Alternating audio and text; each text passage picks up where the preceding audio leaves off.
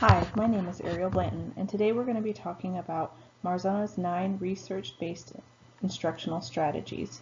Specifically, we're going to be focusing on cues, questions, and advanced organizers.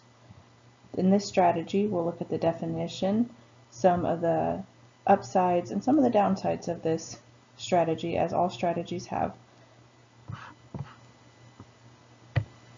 Robert Marzano is a renowned educational researcher. In the 1990s, he worked along with another group of educational researchers to research education and instructional strategies that enhance student academic achievement. Their key findings were an individual teacher can have a significant impact on a student's academic achievement, and 9 research-based instructional strategies that they identified to enhance student academic achievement. In 1998, he published a book called Classroom Instruction That Works along with his colleagues.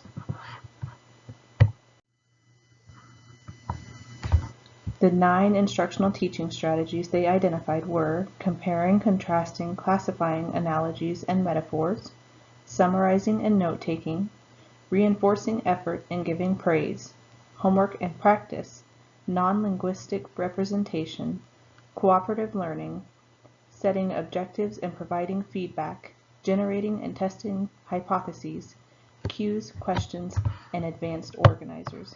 Today, we are going to focus on cues, questions, and advanced organizers.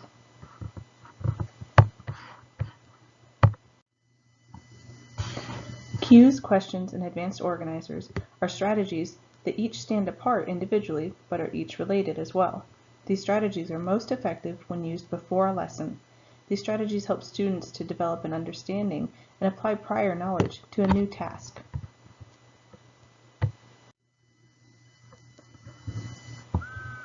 Breaking down these strategies and looking at them individually, first we'll look at cues. Cues give hints about what is to be learned.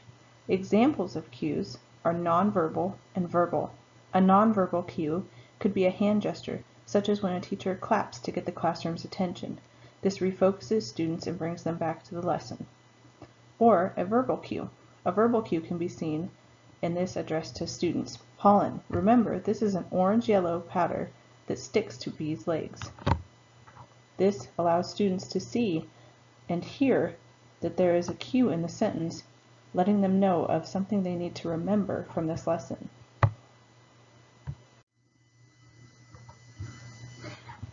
Now looking at the strategy of questions. Teachers utilize this strategy to help students to recall information and think about the new information they are learning. Questions prompt critical thinking in students. Wait time should be given after a question is asked to allow students time to comprehensively provide an answer. Some examples of questions are probing questions, like what does this remind you of, and open-ended questions. How do you think it would affect the environment if bees were extinct? Advanced organizers. Advanced organizers remind students of what they have already learned and help them to learn and organize new information.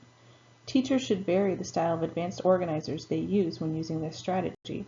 Some examples are the Venn diagram and the KWL chart.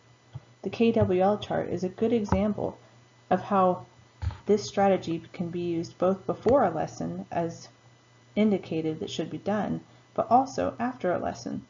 First, the student says what they already know and applies prior knowledge. Then, they identify what they want to know. And last, at the end of the lesson, they can identify what they have learned.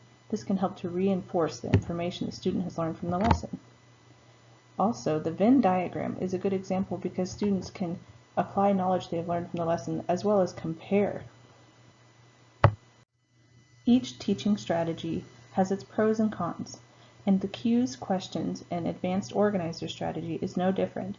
Some of the pros of this teaching strategy are that it deepens student content understanding. It also builds on previous knowledge, organizes new learning, and directs student attention. However, some of the cons of this teaching strategy are nonverbal cues can be easily misinterpreted. Questions can be difficult to formulate in order to be impactful on student learning.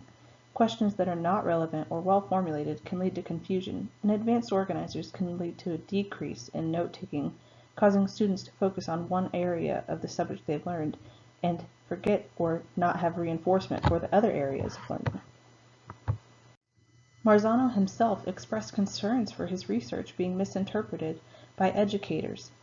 He cautioned that educators must remember that these 9 teaching strategies are recommended based on research, but they are not the only teaching strategies that should be utilized by any means. As he said, the ultimate criterion for successful teaching should be student knowledge gain. Classroom strategies are tools to produce knowledge gain. Therefore, teachers must remember, when they are choosing a teaching strategy, they must think about their student, what they are teaching, and the situation they are teaching in.